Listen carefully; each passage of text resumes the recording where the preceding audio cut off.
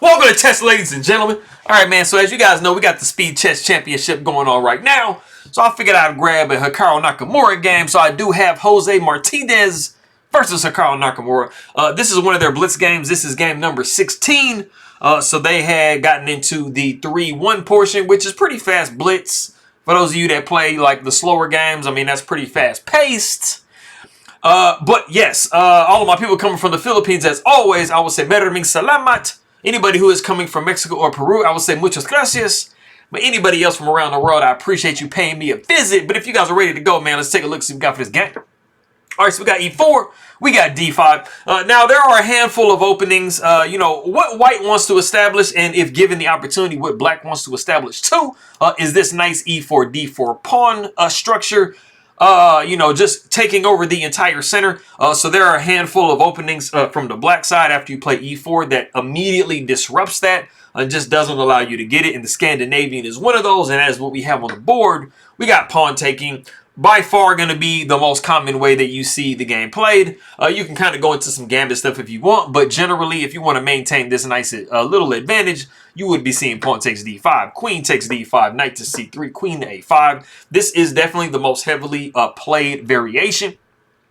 You do want to, one of the things about the Scandinavian from the black side is you do kind of want to hold on to this section of the board because if you allow white to get a bishop f4, either knight b5, knight to d5, you do have a lot of pressure on this queen side, so you don't really want to stray too far away like in this direction there. We do see knight going to f3. We got c6. It is always beneficial to not trap your queen if you're black, so you just kind of give your your queen a little bit of breathing room, some luft, if you will. We got the move d4. We got bishop to f5. Bishop goes to c4. And this is by far going to be the strongest placement for the bishop, trying to hit this diagonal. And you will see exactly why a little bit later. We do see knight going to f6. We got bishop to d2. Now, this is always kind of a sneaky move if your opponent's not really paying attention. You do have a discovery planned. You can literally play whatever you want. If you kind of block up this diagonal some kind of way, and you kind of can do one of these discoveries. The bishop is holding this knight, so it's not takeable, and the queen has to try to find somewhere that they're going to go.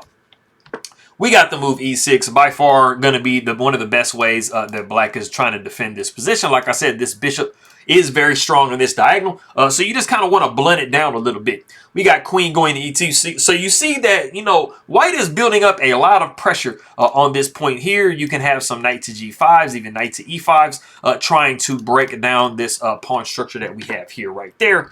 We got bishop going to b4. We got long castles by white. Knight b to d7. So basically both sides is kind of done, what is pretty typical. We're still like, in known theory by this point in the game. Both players have pretty much developed what they need to do. And Hikaru needs to just kind of figure out where does he want to put his king at. We do see bishop going down to b3. We got long castles by black. We got king to b1. And then we do see bishop takes c3. And this is the novelty of the game.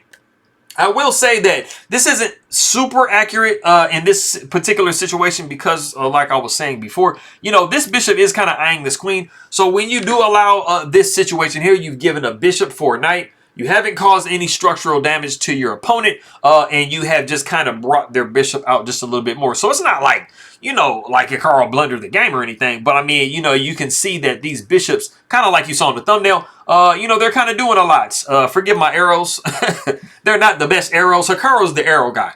So ask him. But anyways, these bishops are doing a little bit better in this position. The game just needs to kind of open up a little bit more for them to really live their glory. We do see queen going back to c7. We got the move h3. It's generally beneficial not to allow a pin. This does allow the queen to kind of, move wherever it wants to, coming up into the future. We do see king going over to b8. We got bishop down to d2. And if you allow white, bro, white's going to say, hey, bro, what are you doing with your queen? Like, what are you doing, bro? Exactly. So you do not want to allow that to come up. So we do see king going over to a8. Just sidestepping any of that stuff. We got rook h to e1. Always logical to put the rook behind the queen, put it on at least a half open file, bro.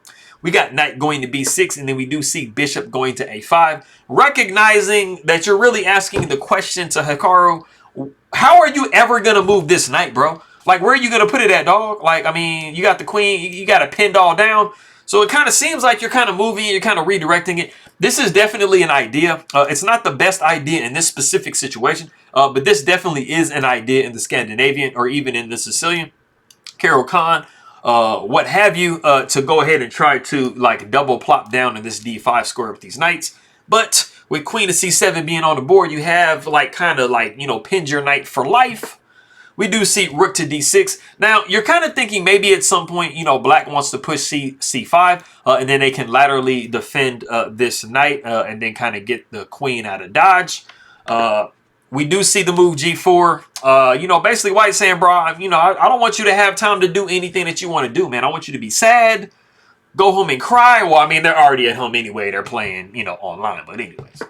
We do see bishop going back to g6. We do see king going to a1, which might look kind of strange. It's like, why did these players just move their kings all the way over? Well, more specifically in this situation with black bearing down on this diagonal, you do now have the ability to push like c3, c4, stuff like that. And with you having the pressure on this knight and with you having these pieces on forkable squares, if you can get this move in, this is a very beneficial move to try to push c4, maybe some c5s, and then you live your dreams, like I said. Rook h goes to d8. We got bishop going down to b4, tickling that rook, seeing what it wants to do with its life. We do see rook 6 to d7. We got the move c3. Now, c4 was possible in this position. I mean, you know, you do see the rook has retreated here, so it's not as strong of a move, but it's definitely the top move in the position. But we just play solid, just making sure that our pawn structure is a-okay and we're good to go. You know, sometimes you might, if you play a little passive, I mean, yeah, you're playing passive, but if you play solidly, I mean, usually you don't run into like a lot of tactics and bad positions and stuff, so it's not the end of the world. We do see rook going over to c8, and we have actually reached a position. There is a very, very, like, by far monster move that Jose Martinez can play in this position. If you want to pause the video and try to guess that move, go ahead and do so.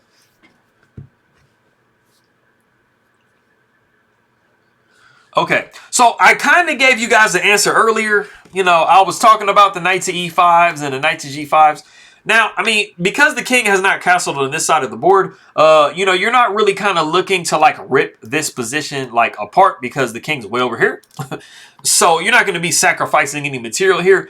But because of the way that the black has their structure in these types of situations, this is kind of like a French-like structure, you know, with a missing e-pawn, you do have a very, very big hole and outpost that you have on the square e5.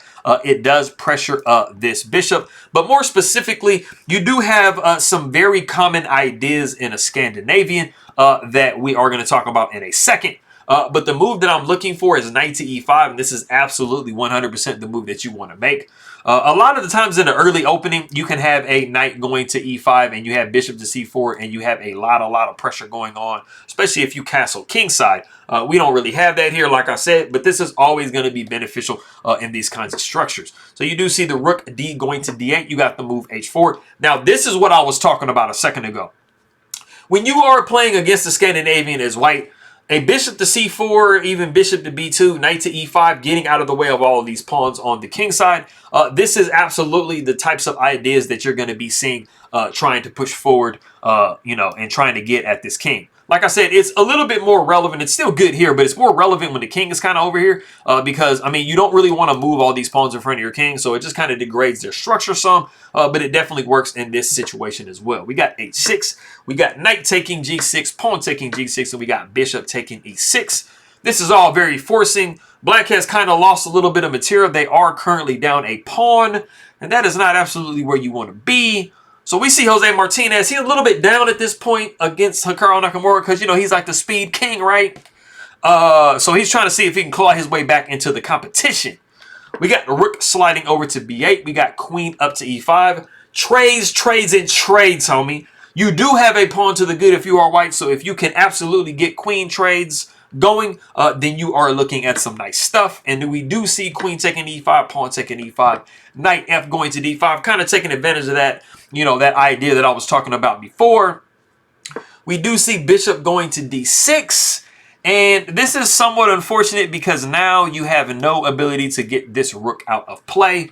And after we see knight going to f4, it is in this position that Hikaru Nakamura resigns the game.